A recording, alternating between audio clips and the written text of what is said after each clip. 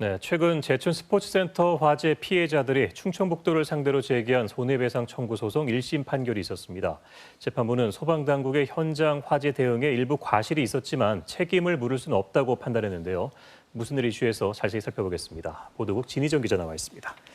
자, 진 기자, 피해자들이 소송을 제기한 지 1년 반 만에 나온 판결입니다. 사고가 난 지 4년 만이고요. 이 판결 왜 중요할까요? 최근 우리 지역에서 이렇게 발생한 화재 중에서 특히 인명피해가 컸던 참사입니다. 화재 조사 과정에서 건물의 불법 증축이나 현장 소방 활동을 지연시킨 불법 주정차 등 여러 문제도 드러나면서 늦게나마 제도적 보완을 이끌어낸 사고기도 한데요. 무엇보다 제천 참사는 화재 현장에서 소방 활동에 대해 책임을 물을 수 있는지 사회적으로 공론화한 사고이기도 합니다. 현장 대응이 부실했다면서 피해자들은 소방 지휘 감독자인 충청북도지사에게 책임을 물은 반면 충청북도는 도의적인 수준에서 책임을 통감한다고 하면서 공방이 계속됐고요. 결국 책임 규명을 두고 이번 국가 배상 소송으로 이어졌습니다.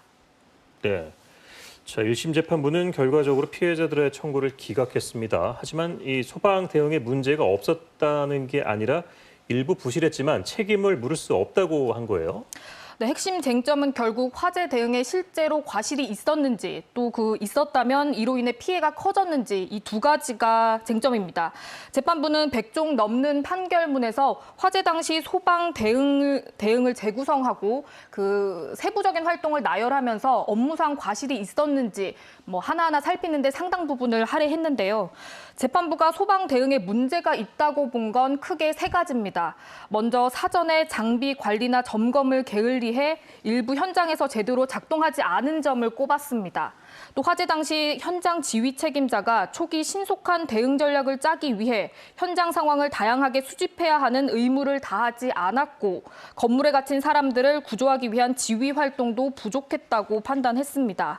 다만 인명 구조보다 현장 주변의 LP가스 폭발 방지에 좀 더 주력한 점, 또 희생자가 집중됐던 건물 2층에 더 빨리 유리창을 깨고 진입하지 않은 점 등 부실 대응의 근거로 꾸준히 제기됐던 다른 부분에 대해선 더 큰 피해를 막기 위한 현장 판단으로 문제가 없었다고 봤습니다.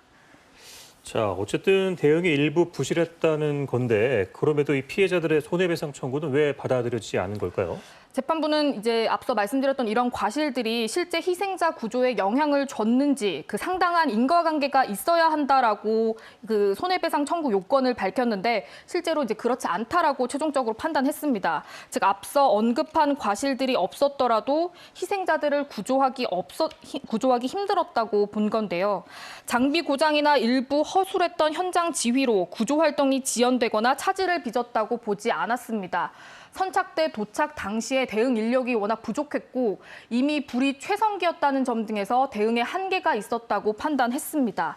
재판부는 특히 화재 현장의 특수성, 위험성 등을 고려해서 소방대원의 현장 활동을 두고 손해배상 책임을 묻는데 신중할 필요가 있다고 강조했습니다.